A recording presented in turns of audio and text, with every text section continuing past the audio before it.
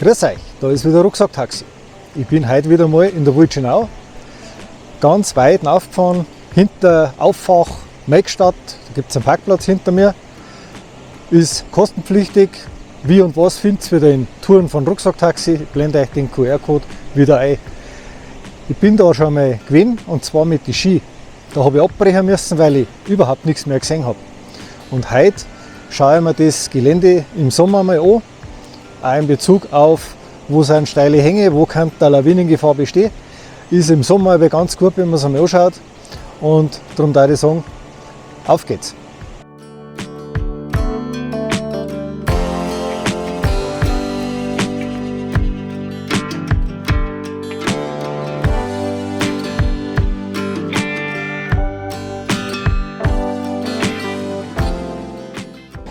Die Autos, die dann auffahren, die fahren wahrscheinlich alle zur schönen Angeralm auf. Das ist aber dann nicht unsere Richtung, weil das Feldalphorn ist weiter links davon. Und das ist eben einmal ein schöner Skitourengipfel, den ich schon einmal angegriffen habe. Und dann habe ich aufgegeben, weil ich nichts mehr gesehen habe. Das habe ich aber dick. Und darum schauen wir es uns jetzt heute mal bei einem super Wetter an.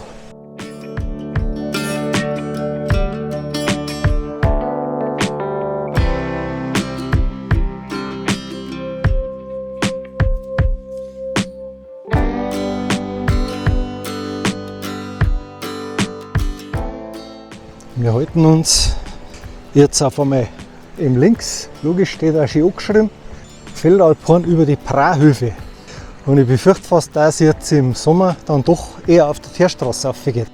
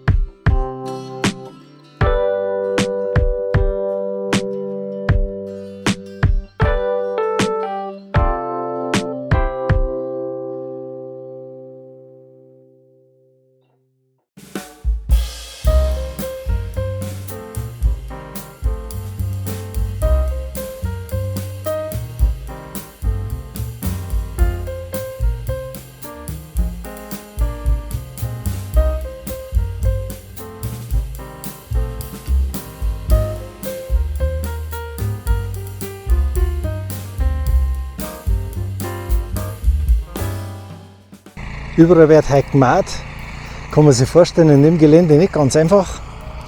So ab 1130 sind wir jetzt wieder runter von der Teerstraße.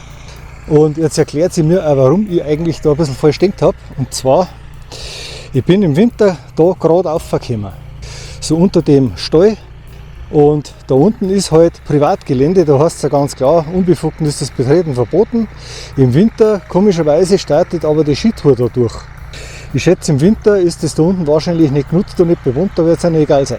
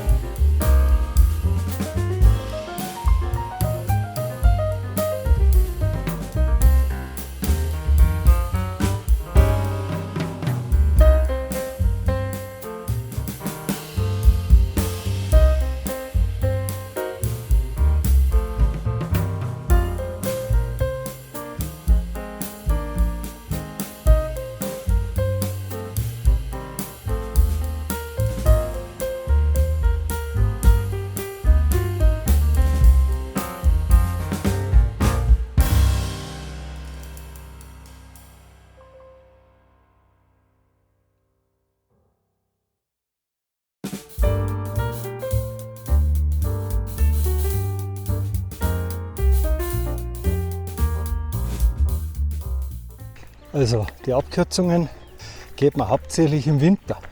Und im Sommer ist eine Straßentour. Bis jetzt auf jeden Fall. Mal schauen, wie weit auf noch, weil da oben ist die obere Holzleger, hat das geheißen, genau. Und da, glaube ich, geht es dann schön einen Steig über.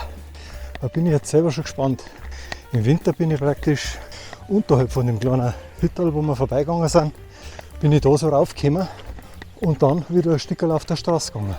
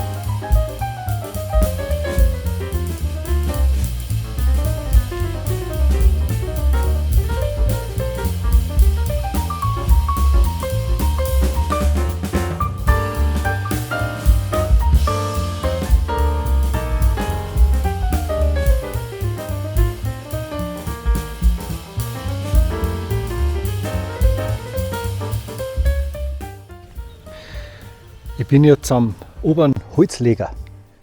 Kurz danach, das sind jetzt vielleicht noch 150 Meter, habe ich damals umgedreht. Ich nehme jetzt das einmal zum Anlass für ein kleines Zwischenfazit. Ich stehe jetzt da eben gerade in den Almen herin. Das heißt, eine Alm, ein Stall und ein Stadel, denke ich mal, ist. Und von da hat man, wenn einmal kein so Nebel ist wie damals, eine Wahnsinnsaussicht. Also unten auf der Teerstraße habe ich auch noch Autos gesehen und Leute. Aber seitdem bin ich komplett allein unterwegs. Und das in der Waldschönau, was ja doch eine touristisch erschlossene Region ist. Es ist schon unwahrscheinlich steiles Eck da hinten. Da ist mir die Straße ziemlich wurscht, wenn ich auf der Straße gehen muss.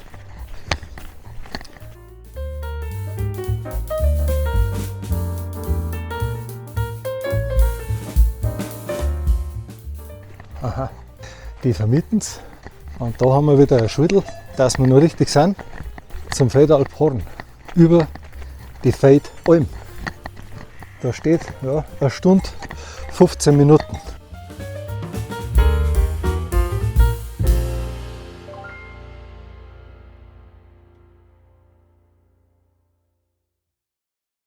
Neugierige Kaiberl haben sie heraus. Die sehen scheinbar nicht oft, wie im Vorbeikommen. Da haut sich ja gleich ein bisschen aus. Ich stehe jetzt ganz knapp daneben, so weit bin ich damals gekommen. Der Weg im Sommer geht nicht ganz genau da auf wie im Winter, da ist jetzt das Gras recht hoch, darum gehe ich da, wo es niedriger ist. Ich wollte die Aufnahme gerade mit der Drohne machen, da sieht man, was passiert. Kühe hauen nicht ab. Eine Kuh ist eines von den neugierigsten Viecher auf der Welt. Jetzt haben sie was gehört und müssen gleich nachschauen, was da los ist. Naja, da werden wir es einmal begrüßen. Okay, vor lauter neugierig, sie kommt zum Gleim. Gehört haben sie es natürlich gleich und schon marschiert eine los und dann kommen alle anderen auch mit. Ja, habt ihr wieder mal was Neues gehört, gell?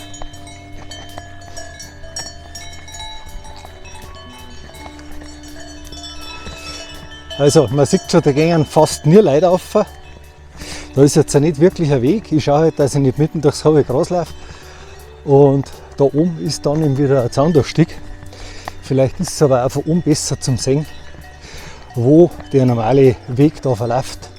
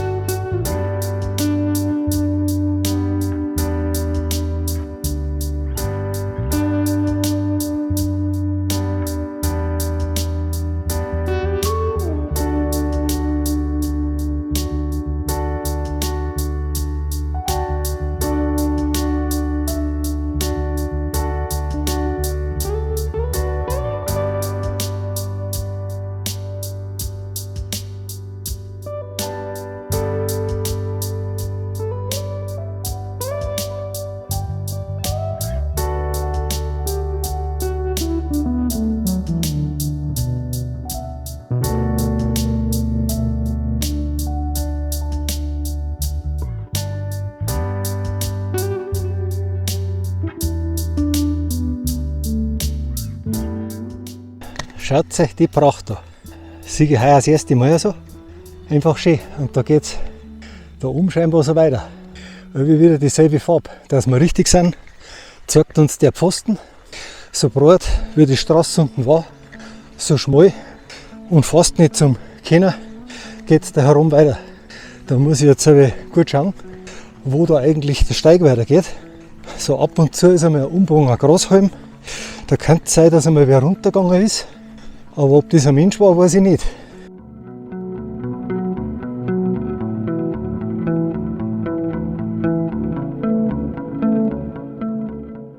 Jetzt habe ich gerade einmal einen liegenden Pfosten gesehen. Der sagt natürlich nicht viel, gell? Und ist jetzt ein bisschen wieder so Instinkt wandern. Wobei es jetzt da herum so ausschaut, das kann man die doch wieder auf der Spur. Also, wie schon gesagt, so eindeutig wie es unten war, so wenig weiß man da herum. Ob das jetzt nur Kurtritt sind oder ob es eine Spur für Wanderer ist.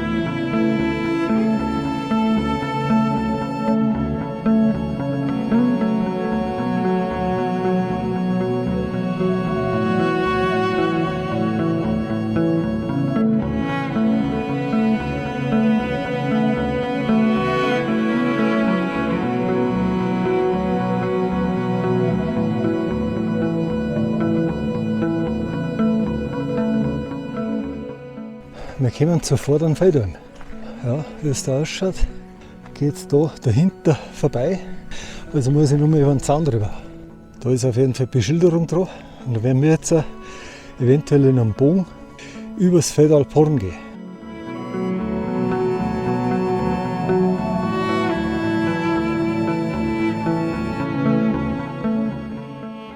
Nach einem kurzen Ratsch an der vorderen Feldalm, ich weiß nicht, ist vielleicht der Pächter, der herum ist, habe ich gerade gefragt. Und was ich auch vermutet hätte, das Gelände ist da nicht steil.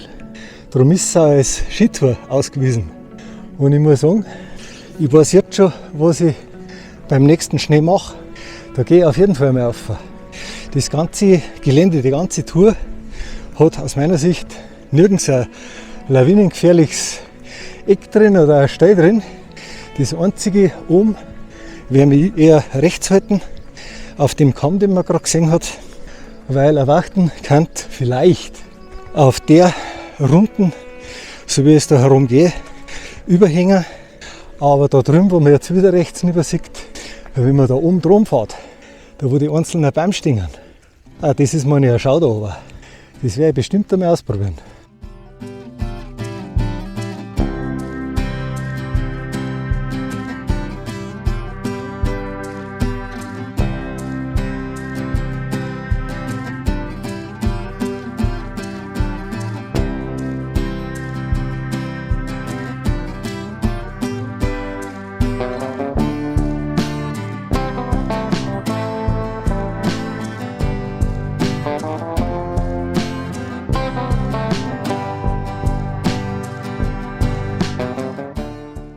Da herum kriegt die Tour gleich noch mal ein ganz anderes Gesicht.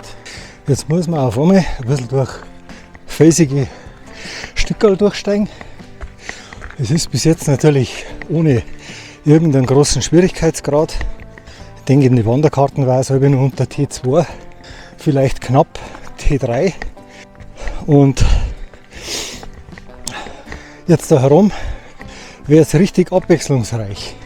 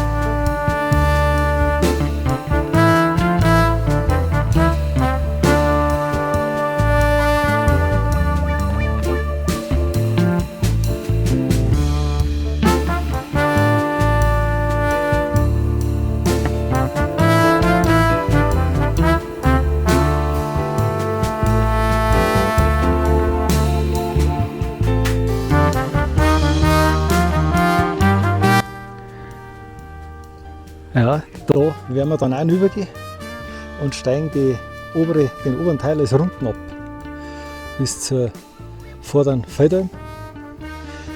Die Aussicht ist gewaltig. Dann übersehen wir Richtung Magbergjoch in den Skizirkus rein.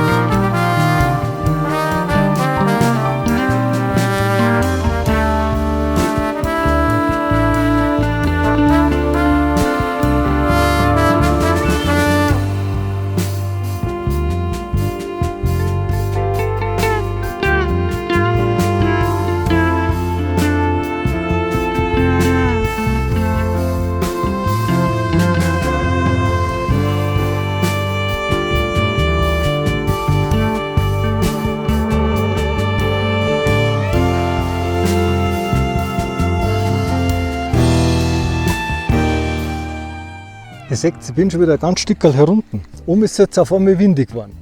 Man geht ein ganz kleines Stückchen, wo man die zwei da oben sieht, nach rechts runter. Dann kommt man mit der Holztafel rechts rüber. Man darf ja nicht 2 Grad ausgehen. Und dann geht es durch das Gebüsch, kann man sagen, Buschwerk da runter. Man sieht den Weg meistens nicht so deutlich wie da, aber man kann sich in der Richtung auch gar nicht groß verdorren. Und da runter zu ist jetzt der Wind deutlich weniger. Da werde ich mir jetzt irgendwo einen Platz suchen für eine kleine Pause und eine Brotzeit, weil Ski ist ja nicht nur am Gipfel.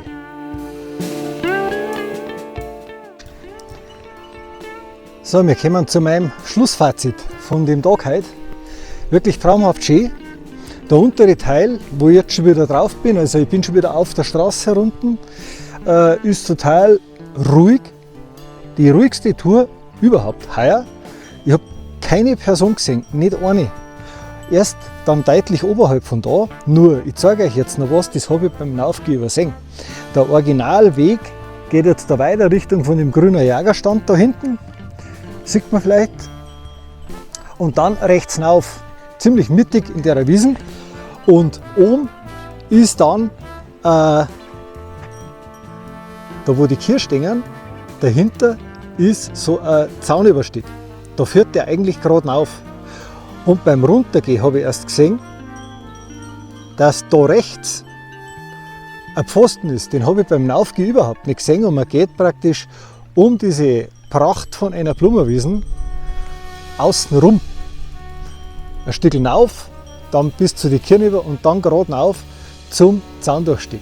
Also, da ich empfehlen, trotz den Track einfach den ich aufgenommen habe, den ich auf Komoot oder auf Outdoor aktiv zur Verfügung stehe, dann passt das für euch wieder. Und für mich geht es jetzt da wieder runter, denselben Weg wie rauf. Das ist jetzt noch ein ganz ruhiger Abstieg. Ich habe selten so eine entspannende Tour gehabt wie heute. Ich werde mir jetzt da herunten tatsächlich noch ein bisschen irgendwo hinsitzen und eine Kleinigkeit essen, weil oben ist dann auf einmal ein Wind gegangen. Ich habe heute sogar mal eine kleine Drohnenaufnahme machen können am Gipfel, weil es so windstark war für einen kurzen Moment. Und auf einmal hat der Wind dann doch aufgefrischt.